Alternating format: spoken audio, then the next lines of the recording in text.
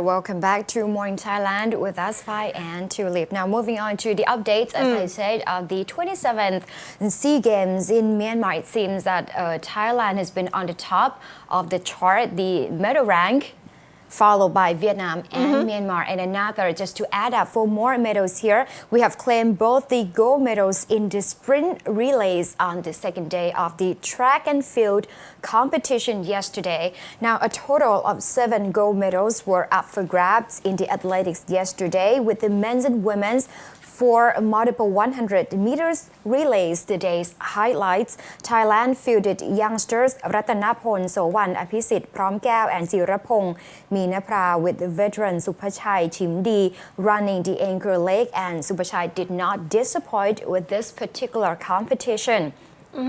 Singapore and Thailand started well to set up a hard duel in the first 3 legs. However, Supachai made the big difference as he ran the last leg with elan. He sprinted past Singapore's athletics to seize the lead for good and stormed home with 39.75 seconds. Singapore crossed the finish line second in 39.79 seconds, and Indonesia came in third with a time of 40.15 seconds there. However, while in the women's relay event, Thailand's Patsorn จากสุนินกร นิรนุช กล่อมดี ทัศพร วรรณกิจ and นงนุช สันรัตน์ proved too strong for other challengers to cross the finish line first in 44.45 seconds.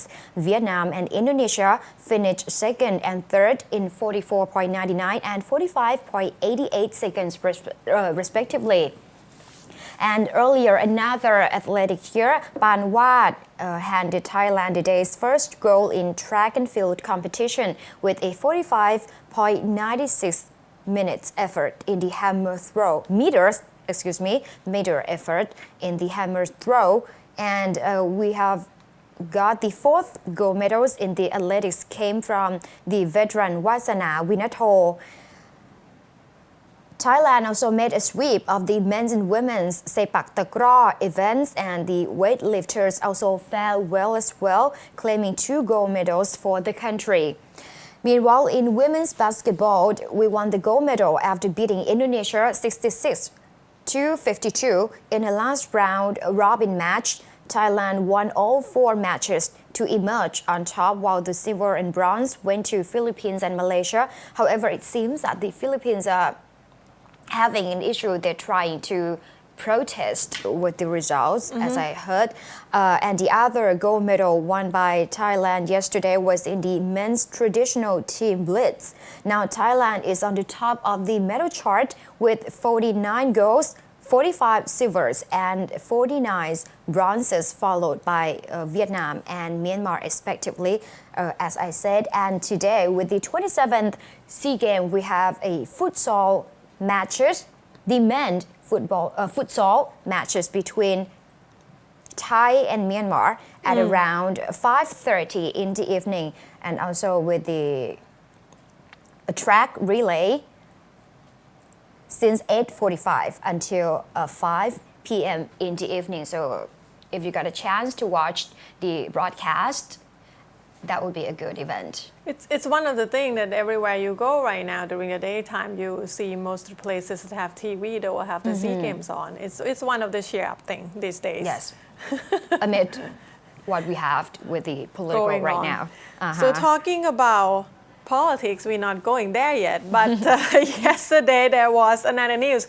This has been, I would say the news didn't get that much news coverage because we have this political conflict going on in Thailand, but this thing is happening for sure. We are talking about the auction of the digital TV. Yesterday, the Office of National Broadcasting Telecommunication Commission has come out and announced the date for the auction that will happen for the 24 channel of the digital TV. Dr. Nathi Sukonrat, the Vice Chairman of MBTC, he is also the board chairman of the CAT Telecom itself, that they said that the auction will happen on 26th and 27th December at CAT Tower in Bang Rak area. They will use 3 floors of the building 27th, 28th, and 30th floor of the building for this auction. And the budget to organize the whole thing is 10 million baht plus the software to use in this auction for another 10 million baht. So just for the cost of this auction itself, 20 million baht already.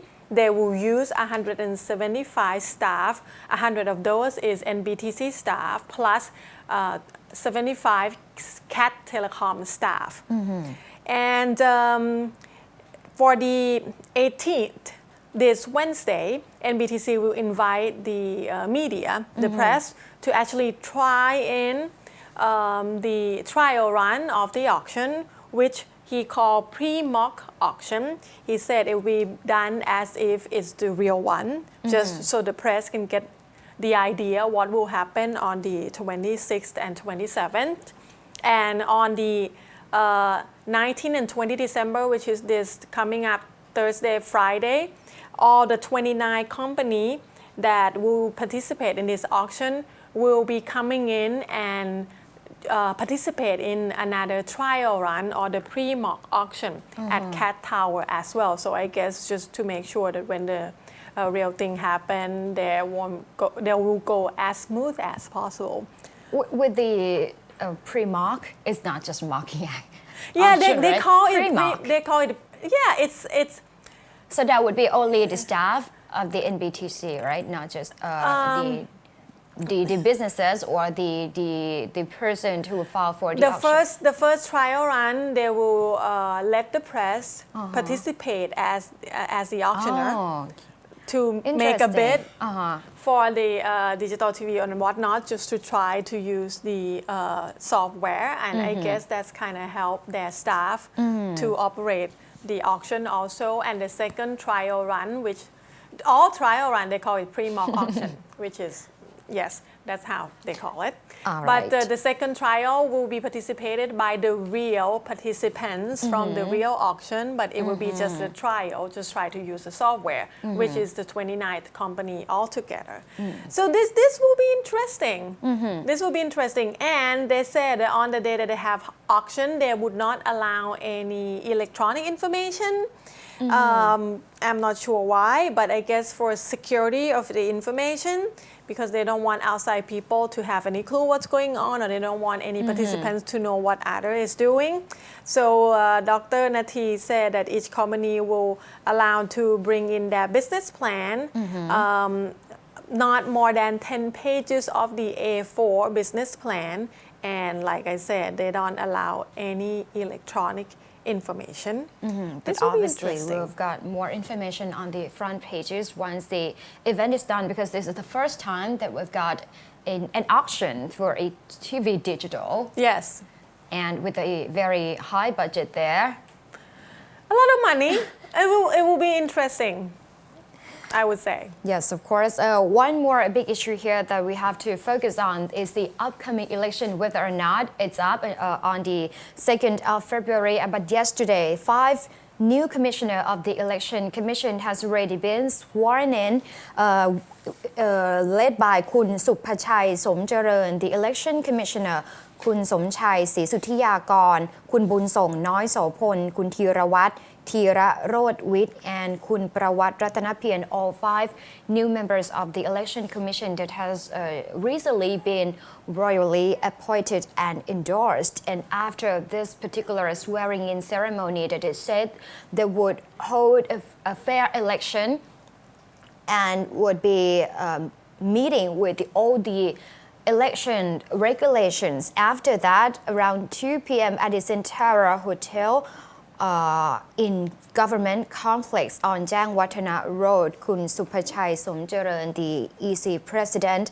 has presided over a special meeting to brief up with all the election staff and all new members in order to talk about this upcoming election and the preparation for that.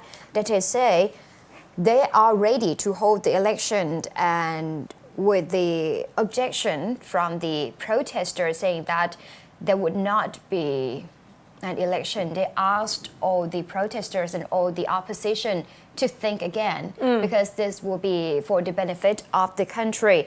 And yesterday as well, there was an update from the Democrat side, one of the faction that is very important in this particular political arena right now. The Democrats said that they will announce the lineup of the new 35 member of the Executive Committee at the General Assembly, with Kun Apisit strongly expected to continue the leadership.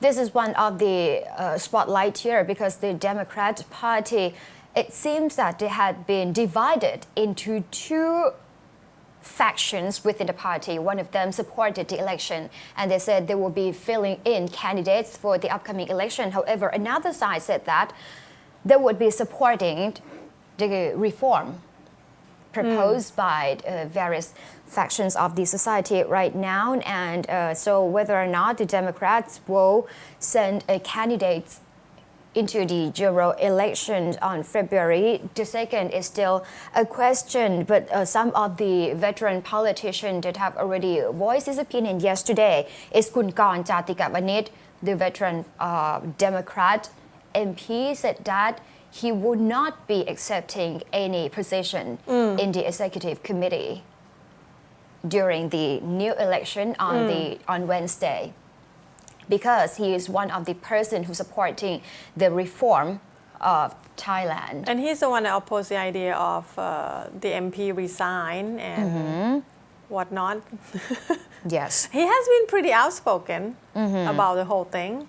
And I think I read this particular message also that he said he has respect for Kun Suthep because Kun Suthep is the one that put him on the executive board for the first time, and he has been on the executive committee of the party since then. And this will be the first time that he's not.